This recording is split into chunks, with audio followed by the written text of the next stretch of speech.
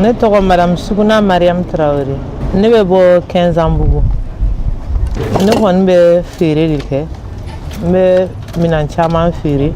Nka kɛrɛnkɛrɛnnen n dɔnnen don gabakurunin ani couche ani frigo baara de la.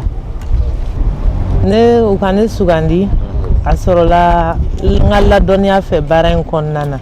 N bɛ baara in na a mɛnna. N cɛsirilen don a la.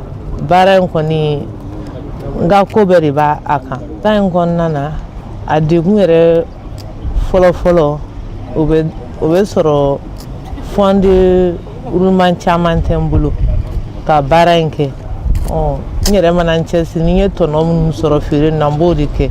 Mais k'a fɔ ko n sinsinnen don kosɛbɛ feere in na o bɛ n jɛ. N bɛ fɛ ka feere in bonya kosɛbɛ quoi. Ka hali magasin sigi n tɛ n yɛrɛ tɔgɔ la. N bɛ fɛ k'o kɛ parce que n bɛ sodala feere de kɛ fɔlɔ dukɔnɔ feere. Awɔ. Ayi ne ma deli ka dɛmɛ sɔrɔ ten. An komi an bɛ dɛmɛw sɔrɔ an ka fɛngɛ na association de personnes handicapées u bɛ formation k'an kun. An ka dɛmɛ fanba baselen don o kan. Welekan min bɛ ne bolo k'a lase musow ma o ye de k'a fɔ musoya tɛ ko tiɲɛ.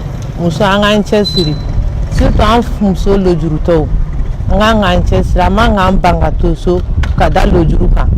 Dɔw bɛ fɛn fɛn kɛ an yɛrɛ k'an cɛsiri hali n'an ma k'u la an ka k'u kɛrɛfɛ. Voilà.